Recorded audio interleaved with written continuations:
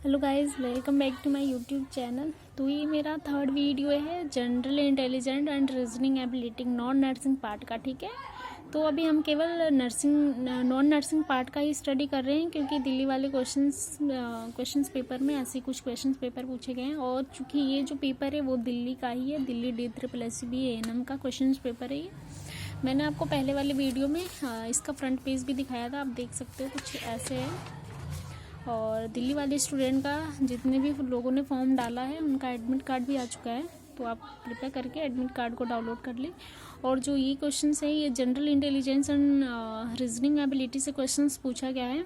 देखो, थोड़े non nursing part है ना, वो थोड़े हार्ड रहेंगे। ठीक है, तो आपको इसकी थ्योरी पढ़नी पड़ेगी, वो भी यूट्यूब से।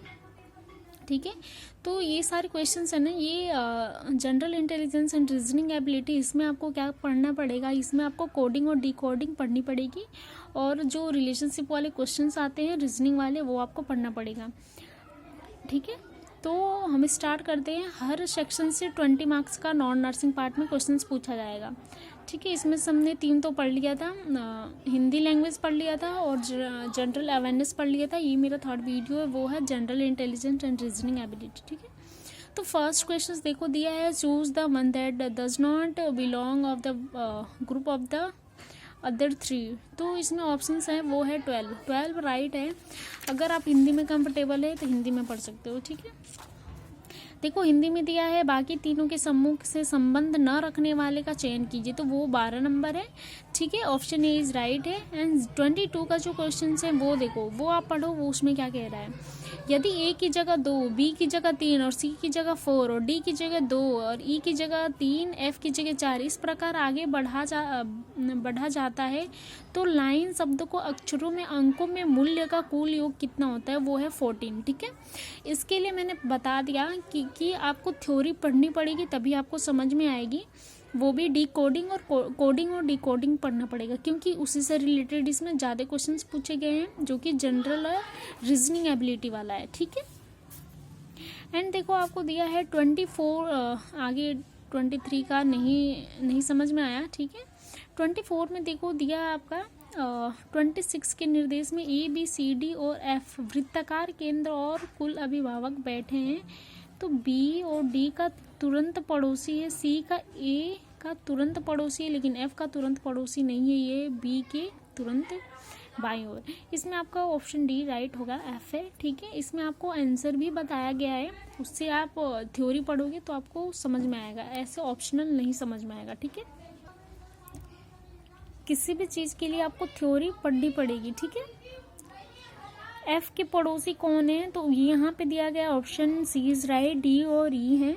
ठीक है, और 26 में देखिए ए के तुरंत दाहिनी ओर कौन है, तो डी का ऑप्शन है, ई इज राइट ऑप्शन। ठीक है, 27 में देखो, यदि हर संख्या के पहले और दूसरे अंक को बदला बदली की जाती है तो कौन सी संख्या दूसरी न्यूनतम होगी, तो वो है 518। ठीक है, 518, या फिर ऐसा कह सकते हो 518। ठीक है, मैंने पहले ही बता दिया, आपको ऐसा समझ में नहीं आएगा, इसके लिए आपको थ्योरी पढ़नी पड़ेगी, वो भी कोडिंग और डिकोडिंग से रिलेटेड क्वेश्चंस। ठीक है, यदि हर संख्या के दूसरे और तीसरे अंक को अदला बदली की जाती है तो तीसरी अधिकतम संख्या कौन सी होगी, वो है 829। ठीक है, यदि हर संख्या के पहले, ऑप्शन सी इसमें राइट है, और 29 में आपको सी आंसर जो है वो राइट है। आप थ्योरी पढ़ो, क्योंकि बहुत सारे क्वेश्चन हैं हमारे पास, जो कि हर क्वेश्चन से रिलेटेड 20 नंबर का ही क्वेश्चन पूछा जाएगा, थोड़ा सा हार्ड रहेगा। यहाँ पे देखो दिया है, यदि हर संख्या को पहले और तीसरे अंक की अदला बदली की जाती है तो तीसरी न्यूनतम संख्या कौन सी होगी। इसमें एक्सचेंज करने वाला प्रोसेस है, तो वो हमारा सी ऑप्शन राइट होगा। आप प्रोसेस को चेंज करके देख सकते हो, जो नंबरिंग दी गई है। 30 नंबर क्वेश्चन देखो दिया है, यदि ए को 4 दर्शाया जाता है, एल को 7, जी को 2 और आर को 8, ई को 1 और 1 को 3 दर्शाया जाता है आई को, तो जैलर सप्तक में उल्टे क्रम में लिखकर उसका अंकीय स्वरूप क्या होगा। तो यहाँ पे देखो मैंने किया भी है, तो वो हमारा बी है, ऑप्शन राइट होगा। यदि 31 का देखो दिया है, यदि 283 को 328, 347 को 734 और इसी तरह आगे लिखा जाता है, तो निम्न में से कौन से दो संख्याओं का आपस में अंतर न्यूनतम होगा, तो ऑप्शन डी इज राइट। ठीक है। यहाँ पे थोड़ा बहुत मैंने सॉल्व भी किया है, बट आपको कोडिंग और डी कोडिंग पढ़नी पड़ेगी क्योंकि इसमें थोड़ा सा हार्ड है, ठीक है। ये देखो, इसमें से ये हमारा लास्ट क्वेश्चन है जो कि 40 तक है। आप यहाँ पे पढ़ो, ऊपर 32 का क्वेश्चंस पढ़ो और आंसर देखो, बी राइट है। जैसे आप कोडिंग और डिकोडिंग स्टडी करोगे आपको धीरे धीरे समझ में आ जाएगा, ठीक है। और ये वीडियो बनाने का एक ही पर्पज़ है, लेवल पता चले किस टाइप के क्वेश्चंस पूछे जाते हैं, वो आपको पता चल जाएगा इजीली। और आप चाहो तो इस क्वेश्चंस पेपर को भी एक बार रीड करके फिर आपको जाना है एग्ज़ाम देने, ठीक है। 33 क्वेश्चंस में देखो, यदि एक निश्चित कोड को इनकर, ये सारे नंबरिंग दी गई है, ठीक है। इनको क्या करना है, जैसे कोडिंग और डिकोडिंग में ये होता है, जो ABCD हमारे होते हैं उनके नंबर लिखने पड़ते हैं, ठीक है। और नंबर के अकॉर्डिंग हमें ABCD याद करनी होती है। और जो हमारे इसमें जो अक्षर दे दिए जाते हैं, मतलब कि ABCD से जो भी सेंटेंस दे दिए जाते हैं उनकी नंबरिंग करके जो उल्टा होता है उसे हमें ऑप्शंस में दिया रहता है, उसको हमें राइट करना होता है, ठीक है। इसके लिए हमें काफ़ी टाइम चाहिए, तो हमें पेपर में हमें टाइम नहीं मिलता है।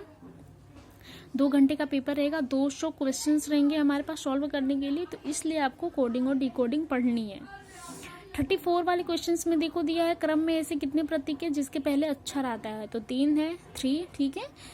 क्रम में ऐसे कितने अंक है जिसके बाद अक्षर आता है, तो यहाँ पे 2 दिया गया है। और 36 में देखो ऑप्शन हमारा बी है, वो राइट है, H, ठीक है। आप जैसे जैसे पढ़ोगे वैसे वैसे समझ में आएगा। ये देखो रीजनिंग है, ये जो क्वेश्चन है ना ये रीजनिंग से पूछा गया है, क्योंकि ये बहुत हार्ड है, ठीक है।